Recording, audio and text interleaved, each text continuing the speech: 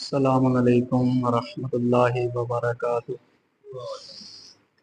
اعوذ باللہ من الشیطان الرجیم، بسم اللہ الرحمن الرحیم۔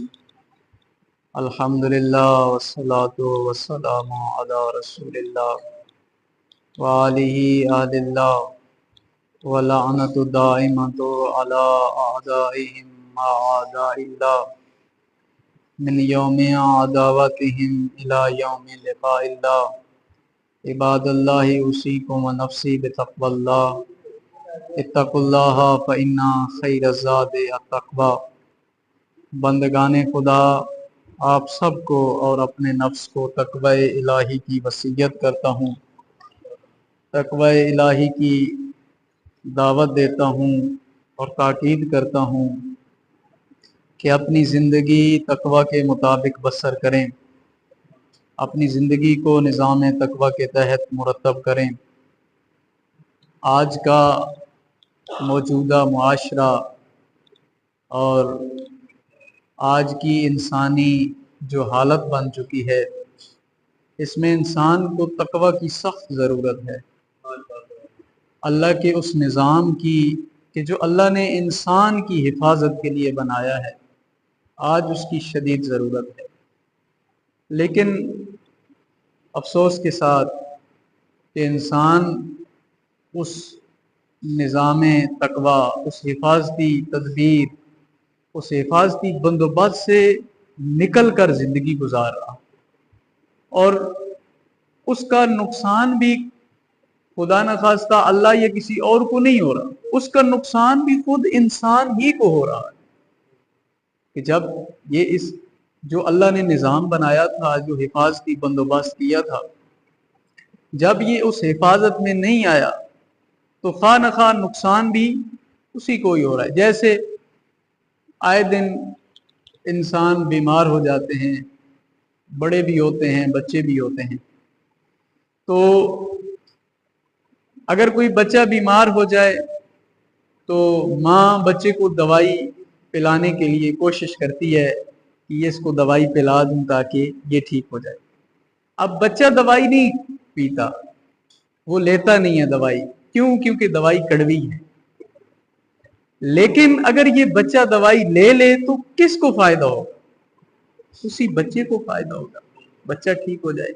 لیکن جب وہ بچہ نہیں لیتا دوائی تو اس کی حالت بگڑتی چلی جاتی۔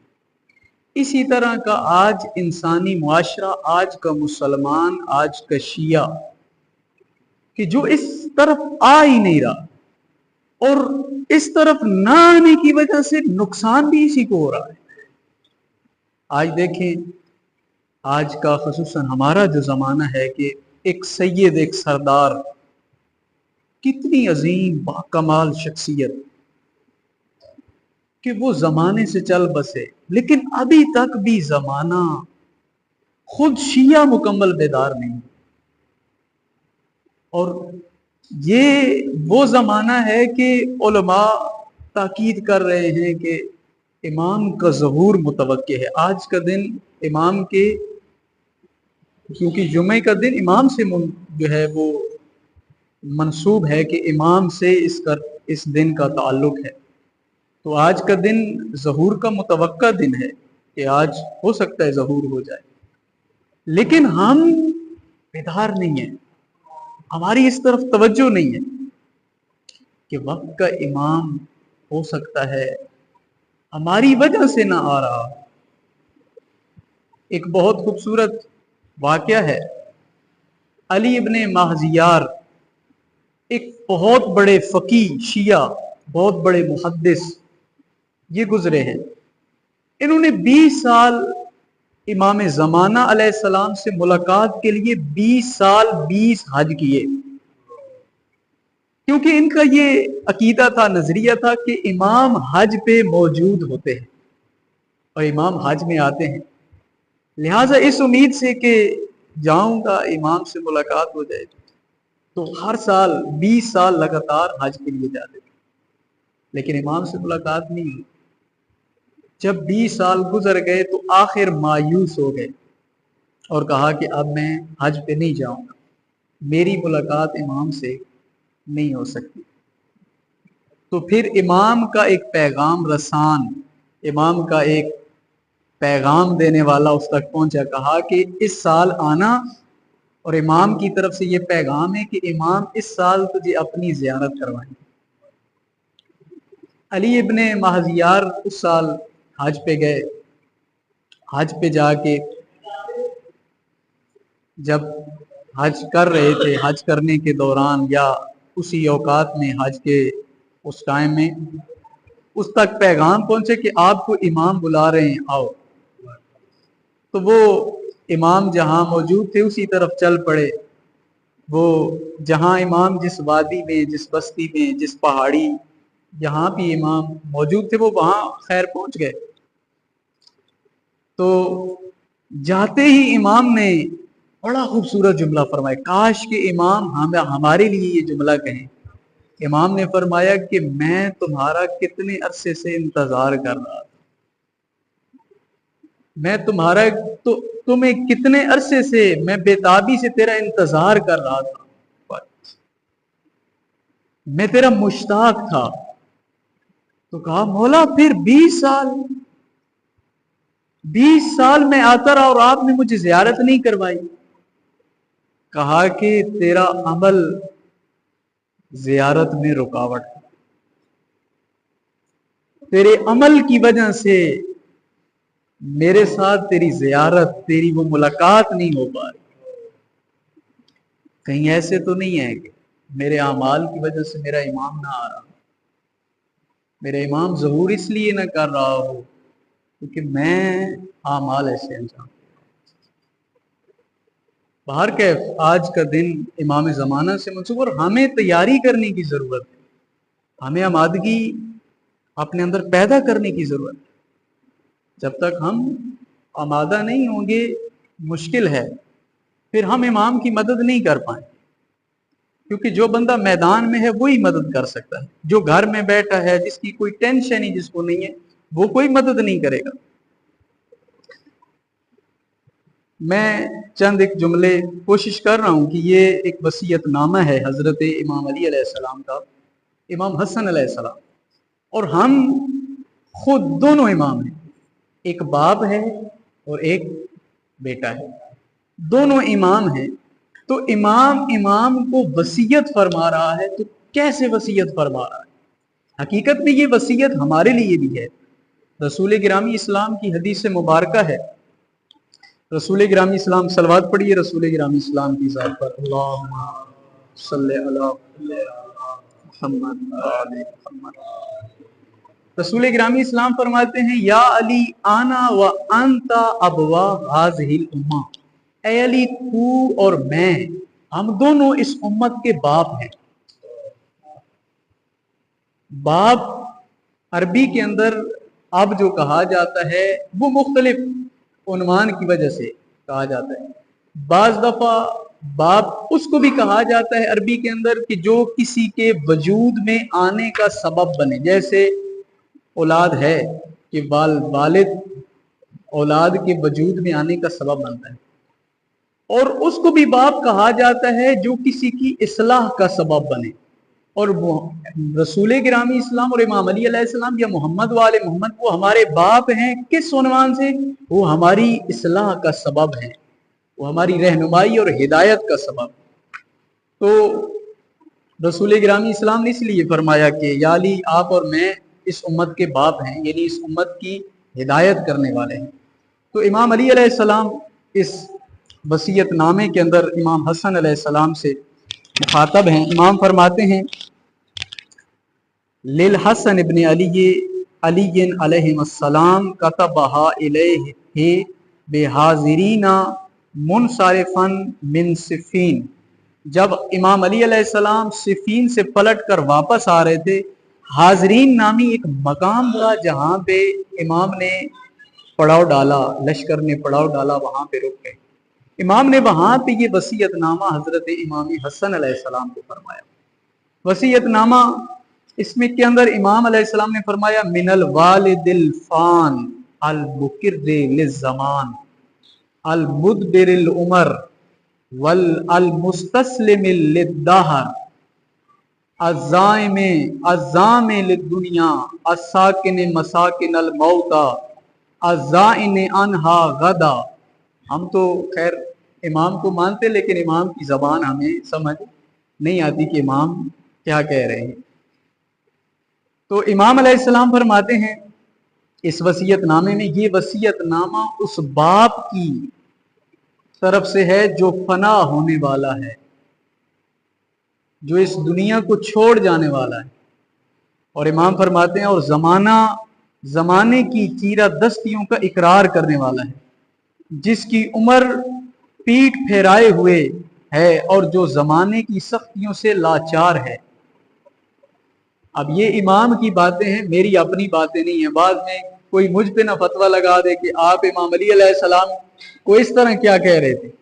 یہ امام خود کہہ رہے ہیں. نہج البلاغہ ہے، نہج البلاغہ کا وصیت نامہ نمبر 31 ہے، جس کے اندر امام خود فرما رہے ہیں کہ میں خود اس زمانے کی سختیوں سے لاچار ہوں. اور امام فرماتے ہیں اور دنیا کی برائیوں کو محسوس کر چکا ہوں، اور مرنے والوں کے گھروں میں مقیم، اور کل کو یہاں سے رخت سفر باندھ لینے والا ہوں، اور اس بیٹے کے نام جو نہ ملنے والی بات کا آرزو مند ہے،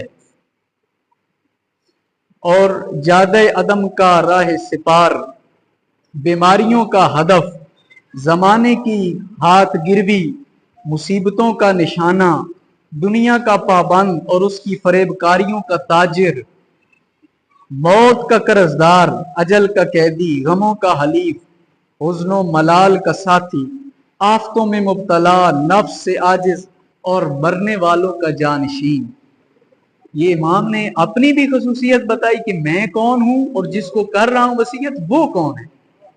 امام نے فرمایا میں تو زندگی گزار چکا ہوں، اب میں تو زندگی کے آخری کنارے پر ہوں، لیکن جس بیٹے کو وصیت کر رہا ہوں وہ ابھی تک اس نے دنیا کا بہت بڑے بڑے رنگ دیکھنے. امام نے امام حسن علیہ السلام کو وصیت فرمائی، اور امام نے جو یہ جملہ آغاز فرمایا کہ اس باپ کی طرف سے جو اس فنا دنیا کو چھوڑ جانے والا ہے. اب امام کو اس چیز کا ادراک ہے کہ یہ دنیا پانی چھوڑ جانا ہے، لیکن ہم اس بات کو نہیں مانتے. ہم کہتے ہیں نہیں اس نے کیونکہ ہماری خود اپنی جو توقعات ہیں، ہماری خواہشات ہیں، یہ دنیا، اس دنیا سے جو محبت ہے وہ یہ بتا رہی ہے. ایک بہت خوبصورت جملہ ہے آیت اللہ حسن زادہ عاملی، انہوں نے وہ فرماتے ہیں کہ میں 2 رحموں سے گزرا ہوں. ایک رحم میری ماں کا تھا جہاں پہ میرا جسم، میری جسامت بنی، اور اس رحم سے میں اس دنیا میں آ گیا. ایک یہ رحم ہے جو مجھے پال رہا ہے، یہی دنیا، اس نے مجھے کہاں بھیجنا ہے؟ اس نے مجھے آگے بھیجنا ہے، اور جب میں آگے جاؤں گا اس رحم کا جو اثر ہے وہ وہاں پہ نکلے گا. جیسے ماں کے رحم سے بچہ آتا ہے تو وہی اثر آگے نمایاں ہوتا ہے، ظاہر ہوتا ہے. اس رحم کا، اس دنیا کا اثر آگے جا کر نظر آئے گا. پھر وہاں پہ پریشانی کا عالم. قرآن کریم کے اندر وہ انسان کی حالت ہے کہ انسان روز قیامت یوم یفر المرء من اخیہ و امہ و ابیہ و صاحبتہ و بنی، انسان روز قیامت بھاگے گا، اپنے ماں باپ سے بھاگے گا، بہن بھائی، اپنی اولاد، اپنی بیوی سے بھاگے گا. کیوں بھاگے گا؟ کیا وجہ ہے؟ یہ تو اپنے ہیں، ان سے کیوں بھاگ رہے ہو؟ وجہ یہ ہے کہ روز قیامت وہ اپنے حقوق کا بوجھ بھی اس پر ڈال دیں گے.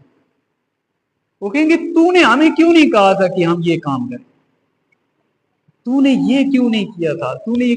وہ اپنے گناہوں کا بوجھ بھی اس کے ذمہ دیں گے کہ یہ لو، یہ آپ کی وجہ سے ہم نے کی.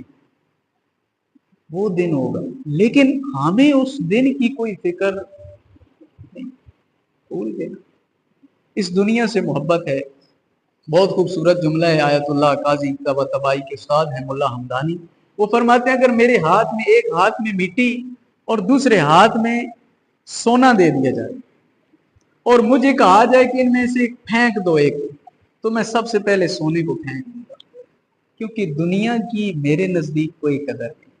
جو لوگ اس دنیا کی حالت اور اس دنیا کی حقیقت کو سمجھتے ہیں وہ اس کے عاشق نہیں بنتے، وہ اس کو 3 طلاقیں دے دیتے ہیں، وہ کہتے ہیں جاؤ تجھے طلاق ہے، نہیں چاہیے تجھے۔ اور وہ اپنی زندگی ایسے، امام علی علیہ السلام کو دیکھ کے وہ زندگی کیسے، حکومت کے زمانے میں، امام کے حکومت کے زمانے میں ایک وہ واقعہ ہے کہ امام ایک گھر کے اندر یتیم بچی ہے، اس کے باپ شہید ہو چکا ہے، ماں جو ہے وہ گلے شکوے کر رہی ہے کہ حاکم وقت اپنے دارالحکومت میں سکون کی نیند سو رہا ہے، میرے بچے بھوکے ہیں، کوئی فکر ہی نہیں ہے اسے۔ جب امام رات کو گشت کر رہے ہیں، اب علی کی حالت کو دیکھیں، رات کو اللہ کی عبادت ساتھ غربا فقراء یتیموں کا خیال رکھنا، امام جب یہ گلہ سنتے ہیں تو امام اس گھر میں پہنچ جاتے ہیں اور فرماتے ہیں کہ کیا چاہیے۔ یہ نہیں کہتے کہ میں وقت کا حاکم، میں علی ہوں، نہیں یہ نہیں کہتے، کہتے عام فرد اپنی پہچان نہیں کرواتے، اور کہتے ہیں کہ میں ابھی کھانا لے کر آتا ہوں، یہ گندم ہے، یہ غذا ہے، اب 2 کام ہیں، یا آپ کھانا پکاؤ یا بچوں کو کھلاؤ، اگر آپ بچے کو کھلاتی تو میں کھانا پکا دیتا ہوں، اور اگر آپ کھانا بناتی تو میں بچے کو کھلاتا۔ اور یتیموں کو کہا کرتے تھے، امام علی علیہ السلام فرمایا کرتے کہ مجھے اپنا باپ کہہ کر پکارا کر، اور یتیم بھی امام علی علیہ السلام کو اپنا باپ کہہ کر پکارا۔ کیسی زندگی، کیا یہ وہ سیرت ہے جو ہمارے لیے چھوڑ کر گئے ہیں، لیکن ہمیں فقط کیا چاہیے، لنگر چاہیے، مجلس میں رونا چاہیے، اس کے علاوہ اور کیا چاہیے، بس اہل بیت کا محشر میں ساتھ چاہیے، لیکن اہل بیت کی سیرت پر عمل نہیں کرنا۔ نا عزیزان محترم، بہت ضروری ہے۔ اہل بیت نے زندگی جو گزاری ہے اس زندگی کو ہمارے لیے نمونہ چھوڑا ہے، اب اس کو دیکھ کر ہم نے اپنی زندگی کو بہتر کرنا، اپنے آپ کو بہتر کرنا ہے۔ اگر ہم نہیں کریں گے تو پھر بروز حشر نہ امام کے سامنے بھی شرمندہ، وہ ہوتا ہے نا بعض دفعہ، یہ عموماً ہمارے زمانے کی یہ مثال ہے، کسی کی نیک اولاد ہو نا، کسی کا باپ اچھا ہو، بہت صالح ہو، نیک ہو، جیسے کوئی عالم دین ہو، امیر بھی ہو، اگر اس کی اولاد بری ہو اور وہ کوئی چوری کر لے یا کوئی ایسا دنگا فساد کرے اور خدا نخواستہ پولیس والے آئیں اور اس کو آ کر ہتکڑیاں لگا لیں، اور باپ دیکھ رہا ہو کہ یہ میرا بیٹا ہے اور اس کو ہتکڑیاں، اب اس باپ کی آپ خود حالت بتائیں کیا ہو، اس کے دل میں کتنا افسوس اور غم ہوگا۔ اگر یہ حالت ہماری قیامت والے دن ہو کہ ایک طرف ہمیں فرشتوں نے ہاتھ کڑیاں لگائی ہوئی ہوں، پکڑ کے ادھر سے تماچے مار رہے ہیں، ادھر سے اہل بیت کی طرف ہم دیکھیں کہ اب ہماری یہ جان چھڑائیں، اہل بیت کو کتنا دکھ ہوگا کہ انہوں نے دعویٰ کیا ہم اہل بیت کے ماننے والے ہیں، اہل بیت سے محبت، لیکن ہم نے اتنا کچھ ان کے لیے چھوڑا، ان کو سیرت بتائی، زندگی گزارنے کا طریقہ بتایا، ان کو سارا کچھ بتا کے گئے، یہ سارا بلا کے پھر ادھر آ، وہ نالائق اولاد، وہی حالت ہوگی۔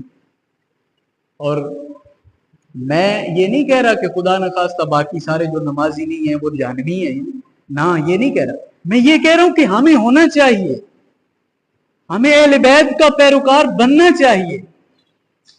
کیوں؟ کیونکہ وہ جو سیرت چھوڑ کر گئے ہیں وہ ہمارے لیے ہے، اور آج کا زمانہ اس میں ہمیں بیدار ہونے کی ضرورت۔ آج شیعہ آپ دیکھیں عالم اسلام پر چاروں طرف سے کفر حملہ آور ہے، اور وہ مسلمان کو نہیں دیکھتے کہ آپ شیعہ ہو یا سنی ہو، ان کا ہدف فقط مسلمان، جو بھی زبان سے لا الہ الا اللہ کہتا ہے بس اس کا سر تن سے جدا کر اور اس کا ایمان اس کے سینے سے چھین لو۔